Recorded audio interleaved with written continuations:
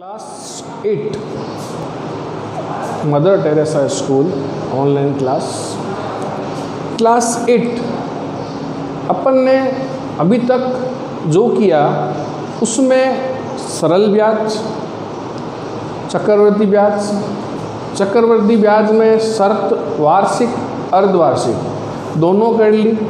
अब उसके जो प्रश्न हैं वो किताब में देख के अपने आप हल करें और जो भी समस्या आए वो हमें बताएं, हम उसको बोर्ड पे आपको हल करके बताएंगे। पहली बात तो ये चैप्टर किताब में देख लें आप, किताब बाज़ार में गवर्नमेंट की किताब है, वही बुक है। चक्रवर्ती ब्याज का चैप्टर देख लें। प्रश्न मैंने जो करा दिया आपको, उसके अलावा क्वेश्चन बाकी है वो अपने आप करना है। कोई भी प्रॉब्लम आती है तो हमें अवश्य बताएं, उसका हल हम करेंगे। तो आज नया टॉपिक शुरू कर रहे हैं, वो कर रहे हैं लाभ हानि के बारे में। तो आज हम लाभ हानि के बारे में सामान्य जानकारी प्राप्त करेंगे और उसका सामान्य सा क्वेश्चन हल करेंगे। तो लाभ हानि करने से पहले ये देखो कि क्रय मूल्य क्या होता है और विक्रय मूल्य क्या होता है। सबसे पहले बात करते हैं क्रय मूल्य की।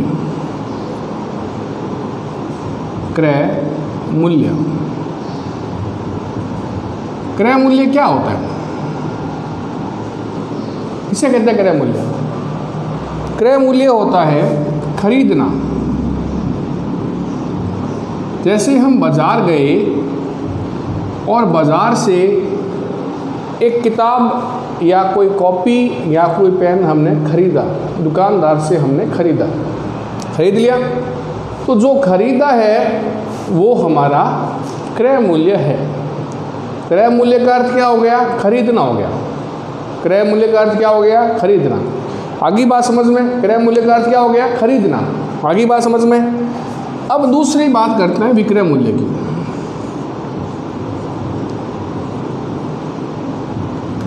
दूसरी बात करते हैं विक्रय मूल्य के बारे में।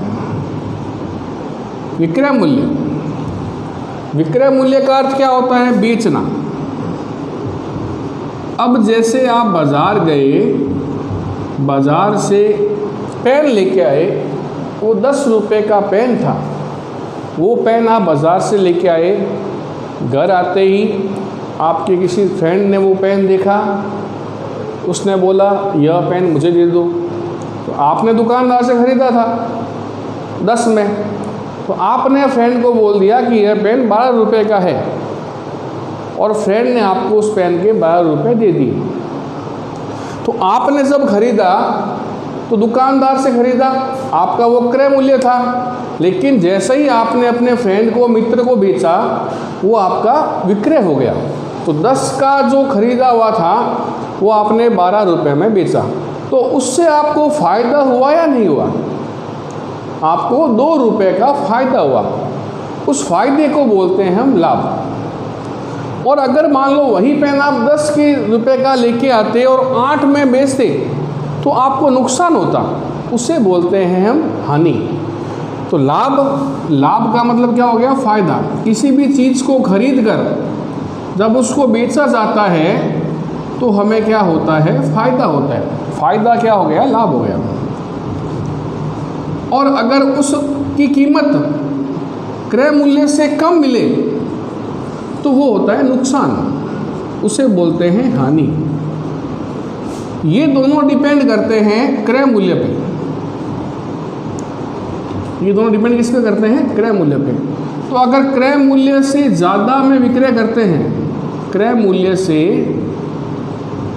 अधिक में विक्रय किया तो फ़ायदा हुआ। क्रय मूल्य से अधिक में विक्रय किया तो क्या हो गया? फ़ायदा हो गया। और क्रय मूल्य से कम में विक्रय किया तो क्या हो गया? आपको नुकसान हो गया, हानि हो गई।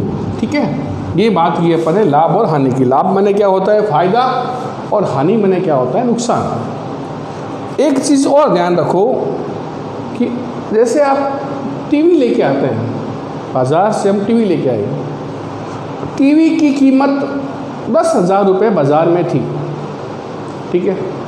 और उस टीवी को दुकानदार से लेने के बाद दुकान से घर तक लेके आए, तो वो टीवी अगर हम टैक्सी में लेके आ रहे हैं और टैक्सी वाले ने अगर 500 रुपये आपको भाड़ा दिया, तो वो 500 रुपये आपको क्रय मूल्य में, खरीदने वाले मूल्य में जोड़ना पड़ेगा।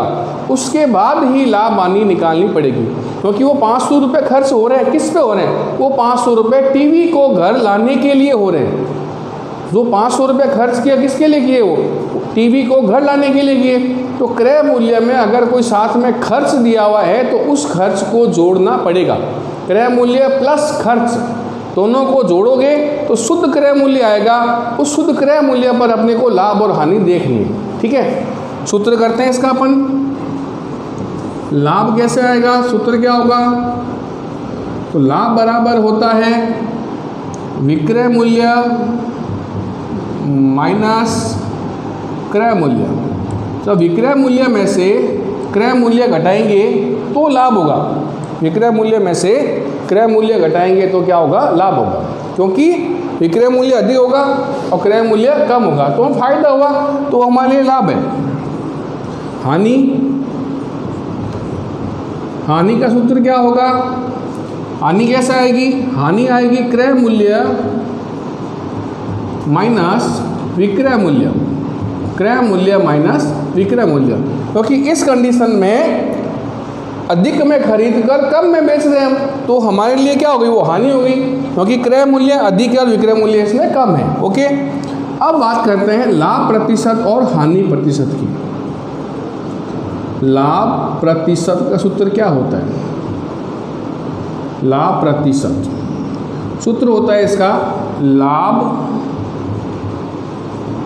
बट्टा क्रय मूल्य इंटू 100। लाभ परसेंट कैसे आएगी? लाभ बट्टा क्रय मूल्य इंटू 100। और नेक्स्ट हानि प्रतिशत निकालनी अगर आपको, तो हानि प्रतिशत कैसे आएगी? हानि बट्टा क्रय मूल्य इंटू 100। दोनों में सेम चीज़ है, बस यहाँ लाभ बट्टा क्रय मूल्य इंटू 100 है, यहाँ हानि बट्टा क्रय मूल्य इंटू 100 है। तो ये लाभ हानि के बारे में सामान्य जानकारी है। अब इसका छोटा सा प्रश्न करते हैं समझने के लिए, ताकि शुरुआत में पता लग जाए कि लाभ कैसे आता है, हानि कैसे आती है। जैसे राम ने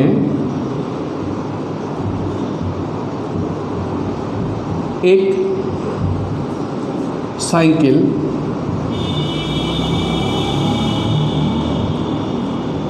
10,000 रुपये में खरीद कर 10,000 रुपये में खरीद कर 11,000 रुपये में बेच दी।